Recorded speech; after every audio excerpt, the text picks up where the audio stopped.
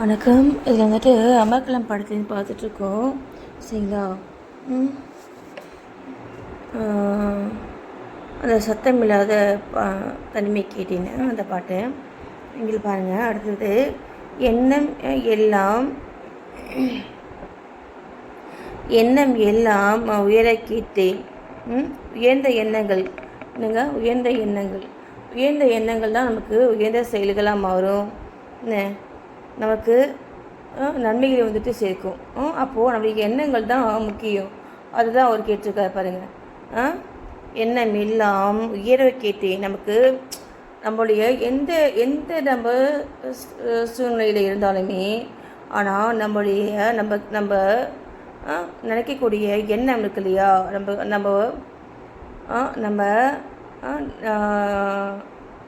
நமக்கு தேவையானது எப்படி இருக்கணும்னா, ஒரு ஒரு ஒரு நம்ம என்ன தேவையோ அது அதில் இருக்கிறவங்களோட அதில் யார் இருக்காங்களோ எல்லா மனிதர்களை விட பெஸ்ட்டாக இருக்கணும் நம்ம. அந்த மாதிரியான எண்ணங்கள் நான் சொல்லிட்டு புரியுதுங்களா? இப்போது நீங்கள் வந்துட்டு ஒரு கிளாஸ் வந்துட்டு ஃபெயில் ஆகிட்டுருக்கீங்க, ஃபெயிலாக பிள்ளைங்களாக வந்துட்டு இருக்கீங்கன்னு வச்சுக்கோங்களேன். நீங்கள் என்னத்தம்மா கேட்கணும்? நீங்கள் என்னத்தம்மா நீங்கள் நினைக்கணும்? நான் வந்துட்டு என்ன ஸ்கூல் ஃபஸ்ட் இல்லை, நான் வந்துட்டு என்ன ஸ்டேட் ஃபஸ்ட்டாக வரணும்னு கேட்கணும் அப்படின்னு நீங்கள் நினைக்கணுங்க. புரியுதுங்களா? அதுதான் பார்த்தீங்கன்னா உயர்ந்த எண்ணம். நான் சொல்கிற புரியுதுங்களா? இதனால் என்ன நடக்கும் நான் சொல்கிற பாருங்க. ஒரு நாள் நீங்கள் ஸ்டேட் ஃபஸ்ட்டாக நீங்கள் வருவீங்க, சரிங்களா? அதாங்க உண்மை. நீங்கள் இப்போ எந்த நிலையில் நீங்கள் இருந்தாலுமே என்னங்க, ஒரு நாள் நீங்கள் நினச்ச இடத்துக்கு நீங்கள் போய் சேருவீங்க. அதுக்கான முயற்சின்னுட்டு அப்படி படிப்படியாக ஒவ்வொரு படிக்கட்டாக ஏறி நீங்கள் நீங்கள் நினச்ச அந்த வெற்றி படியை போய் தொடுவீங்க, சரிங்களா? அதான் பார்த்தீங்கன்னா இந்த ஒன்றத்தை மட்டும் நம்ம மனசில் நல்லா எழுதி வச்சுக்கணும். என்ன? உயர்ந்த எண்ணங்கள். என்ன? எண்ணம் எல்லாம் உயர கேட்டேன். அதே மாதிரி எரியும் தீயாய் கவிதை கேட்டேன். எரியும் தீயாய் கவிதை கேட்டேன். என்ன? ஒரு நெருப்பு மாதிரி நம்ம வார்த்தைகள் வந்துட்டு அதுக்கு இந்த கவிதையில் வந்து இருக்கணும். அந்த மாதிரி சொல்கிறாரு. அப்புறம்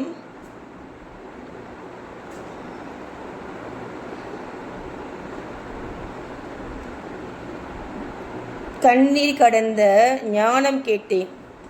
என்ன? கண்ணீர் இல்லாத ஞானம் என்ன சொல்லிட்டணும்? ஓகே, பரவாயில்ல. என்ன? கண்ணீர் கடந்த ஞானம் கேட்டேன். ஞானம் என்னது? ஒரு கஷ்டம் வருதுன்னா நம்ம அன்றதை விட்டுட்டு அதில் நமக்கு என்ன லெசன் நமக்கு வந்திருக்கு, என்ன நமக்கு சொல்ல வராங்க, என்ன இந்த விஷயம் மூலமாக நமக்கு இந்த விஷயம் நமக்கு என்னத்தை சொல்ல வருது அப்படிங்கிறத நம்ம தெரிஞ்சுக்கிட்டு அதன்படி நம்ம யோசித்து நம்ம செயல்படணும், சரிங்களா? அதுதான் அவங்க தான் யாருங்க? வெற்றியாளர்களுடைய ஆட்டிடியூடு வந்துட்டு இதுதான், சரிங்களா? நீங்கள் ஜெயிக்கணும்னு நினச்சிங்கன்னா நீங்கள் இதை ஃபாலோ பண்ணுங்கள். அப்புறம் பாருங்கள், காமம் கடந்த யோகம் கேட்டேன். அந்த காமம் யோகத்தில் சேரும் பொழுது நமக்கு பிறக்கக்கூடிய குழந்தைகள் ரொம்ப வந்துட்டு ஒரு தெய்வப்பட்ட குழந்தைங்க வந்துட்டு இருப்பாங்க, ஓகேங்களா? அப்பாங்க சுற்றும் காற்றின் இதெல்லாம் நான் சொல்லிட்டேன்.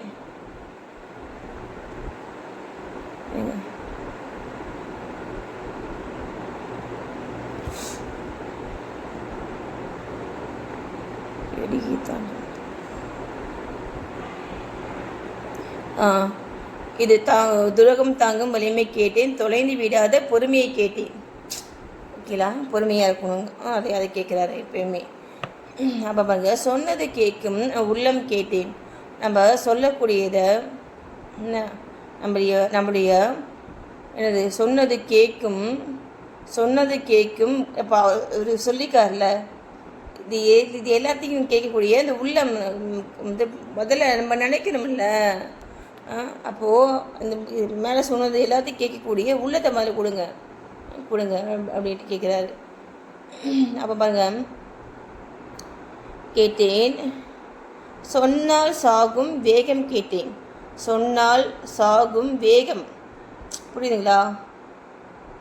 வேகம்ங்கிறது அதுதான் வந்து பார்த்திங்கன்னா என்னங்க, நம்மளுடைய கண்ட்ரோலில் நம்ம வச்சுக்கிறது தான் என்னங்க, அதுதான் வந்து நம்முடைய மனிதனுடைய மேன்மை. அந்த மனதை ஆள தெரிஞ்சவனே வந்து மனிதன். அதை மாண்புடையவன் சொல்லுவாங்க பார்த்தீங்களா. நம்ம ஆளக்கூடிய அந்த ஆளுமை செய்யக்கூடிய அந்த ஒரு திறமையோடு நம்ம இது இருக்கிறோம் அப்படின்னா என்ன, நமக்கு வந்து பார்த்திங்கன்னா இந்த சொன்னது கேட்கும் உள்ளம் என்ன கேட்டேன். சொன்னால் சாகும் வேகம் கேட்டேன். சொன்னால் சாகும் வேகம் என்ன, சொன்னால் சாகும் வேகம்னா என்ன, எனக்கு வேணும்னா எனக்கு கோவம் வரும், எனக்கு வேணான்னா கோவம் வராது. நான் வந்து இந்த வேகத்தில் நான் செய்யணும்னா அதை செய்வேன், இல்லை இந்த வேகம் போதும்னா இது போதும். அப்போது நம்மளுடைய கண்ட்ரோலில் நம்மளுடைய மனதை நம்ம பழக்கணும் இல்லையா, அதுதான் அவங்க சொல்கிறாரு. அப்புறம் கயவரை அறியும் கண்கள் கேட்டேன். காலம் கடக்கும் கால்கள் கேட்டேன். காலத்தை கடக்கக்கூடிய கால்கள், புரியுதுங்களா? காலம் நான் சொல்லியிருக்கேன். நான் காலம் மாதிரி எனக்கு நமக்கு ஒரு லெசன் தரக்கூடியது வேறு எதுவுமே இல்லை. காலம் வந்துட்டு அவ்வளோ வந்துட்டு என்னங்க எல்லாத்தையுமே தலையில மாற்றும், புரியுதுங்களா? அதனால தான் நம்ம எந்த சூழ்நிலையிலையும் நம்ம அந்த நிதானத்தை நம்ம இழக்கவே கூடாது, சரிங்களா? யோசிக்கணும். எல்லாமே இது யோசிச்சு தான் நம்ம செயல்படணும். இப்போ ஃபேமிலியிலேயே யாராக இருந்தாலும் சரி, ஒரு மனிதன் காலம் அப்படியே போயிடும், நமக்கு சாதகமாகவே போயிடும் அப்படின்னு நினைக்கக்கூடாது, நமக்கு பாதகமாகவே போயிடும் அப்படின்னு நினைக்கக்கூடாது. ஏன்னா காலம் அனைத்துக்கும் பதில் சொல்லும். என்ன பதில் சொல்லும்? நீங்கள் என்ன பதில் சொன்னீங்களோ அதையே உங்களுக்கு திரும்ப சொல்லும். புரியுதா உங்களுக்கு? நீங்கள் என்ன பதிலை உங்களை சுற்றி இருக்கவங்களுக்கு சமுதாயத்துக்கு நீங்கள் சொன்னீங்களோ அதே பதிலை உங்களுக்கு திரும்ப சொல்லும் காலம். அதனால் கவனமாக இருங்க, ஓகேவா?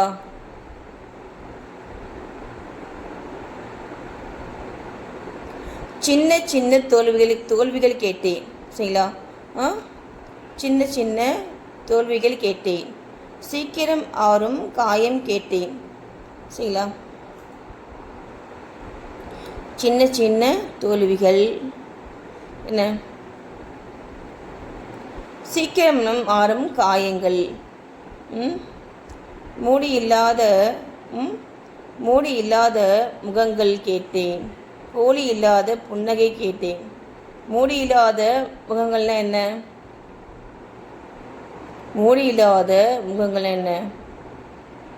நம்ம முகத்துக்கு நேராக ஒரு மாதிரி பிஹேவ் பண்ணுவாங்க. நம்ம முகம் மறைஞ்ச அப்புறமா இல்லை நம்ம இல்லாத சூழ்நிலையில் அவங்க வேறு மாதிரி பிஹேவ் பண்ணுவாங்க நம்ம சம்மந்தப்பட்ட விஷயங்களில். அந்த மாதிரி இருக்கக்கூடாது மனிதர்கள், ஓகேலா? அப்படின்ட்டு அவர் கேட்டிருக்காரு. போலி இல்லாத புன்னகை, சரியா? ட்ரூத்து, உண்மை. தவறும் வயதில் தாய்ப்பால் கேட்டேன். தாவும் வயதில் பொம்மைகள் கேட்டேன். என்ன? தாவும் வயதில் பொம்மைகள் கேட்டேன். 5 வயதில் புத்தகம் கேட்டேன். 6ஆம் வேளாய் பேனா கேட்டேன். காசை வேண்டாம் கருணை கேட்டேன். என்ன? தலையணை வேண்டாம் தாய்மொழி கேட்டேன். என்ன? கூட்டு கிளி போல் வாழ கேட்டேன். குறைந்தபட்ச அன்பை கேட்டேன். யார்கிட்ட கேட்குறாரு? அவரை சுற்றி இருக்கக்கூடிய மனுஷங்கிட்ட கேட்குறாரு. குறைந்தபட்சமாவது குறைந்தபட்ச அன்புனா என்ன தெரியுங்களா? குறைந்தபட்ச அன்புனா என்ன அப்படின்னா என்ன? இப்போது நான் வந்துட்டு ஒரு ஒரு ஒரு மனித பிறவி இல்லைங்களா? இப்போது என் கூட இருக்கக்கூடிய நீயும் வந்துட்டு ஒரு ஒரு மனித பிறவி, சரிங்களா? நீயும் ஒரு மனித பிறவி. என்ன? காசே வேண்டாம் கருணை கேட்டேன், தலையணை வேண்டாம் தாய்மடி கேட்டேன், கூட்டுக்கிளி போல் வாழ கேட்டேன், குறைந்தபட்ச அன்பை கேட்டேன். என்ன? குறைந்தபட்ச அன்பு அப்படின்னா நான் சொன்னேன் பார்த்தீங்களா? இப்போது நான் வந்துட்டு ஒரு ஒரு ஒரு மனித பிறவி, அதே மாதிரி நீங்களும் அப்போசிட் வந்து இருக்கவங்களும் ஒரு மனித பிறவி அப்படிங்கிற வந்து ஒரு ஈவு, ஒரு இறக்கம், ஒரு ஒரு பச்சாதாபம், புரியுதுங்களா? இதெல்லாம் இல்லாமல் தானே நம்ம வந்துட்டு பிஹேவ் பண்ணுறோம். எதுக்காக எதனால நம்ம வந்து பிஹேவ் பண்ணுறோம்? எதனால நம்ம இந்த மாதிரி நம்ம வந்து பிஹேவ் பண்ணுறோம்? இந்த மாதிரி நம்ம பிஹேவ் பண்ணுறதுக்கான காரணம் என்ன? காரணம் வந்து என்னென்னா, தன் மேலே நம்ம மேலே நம்ம காமிக்கக்கூடிய முக்கியத்துவம் என்ன? நமக்கு நாம் அவ்வளோ இம்பார்ட்டன்ட் கொடுக்குறோம்.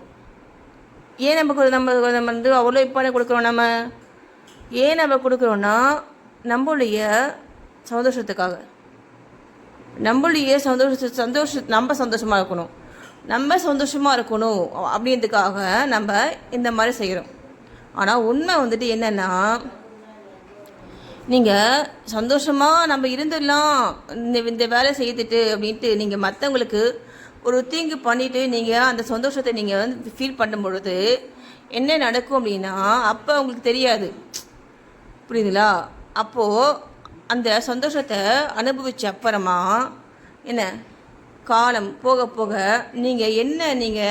உங்களை சஃபர் யார் ஆனாங்களோ, ஏன்னா உங்களுடைய சோல் வந்து உங்களுக்கு சப்போர்ட் பண்ணாது, புரியுதுங்களா? இங்கே இவ்வளோ வந்துட்டு ஒரு செல்ஃபிஷாக நீங்கள் பிஹேவ் பண்ணும் பொழுது உங்களுடைய சோல் வந்து உங்களுக்கு சப்போர்ட் பண்ணாது. ஆனால் அதை நீங்கள் ஏமாற்றி நீங்கள் நான் அதை நம்ப வச்சு நீயும் சந்தோஷமாக தான் இருக்க, எனக்கு சப்போர்ட் பண்ணு அப்படின்ட்டு நீங்கள் கொஞ்ச காலத்துக்கு அதை ஏமாற்றலாம், நீங்கள் அதை ஏமாற்றலாம். ஆனால் அதுக்கப்புறமா அப்படி காலம் போக போக போக போக ஒரு 50, ஒரு 45, ஒரு 50, 60க்கு அப்புறம் பார்த்தீங்கன்னா நீங்கள் என்னென்ன மாதிரியான கொடுத்தீங்களோ இந்த சமுதாயத்துக்கு அத்தனை இங்கே திரும்ப ஒன்றா நீங்கள் வாங்கிட்டே இருப்பீங்க.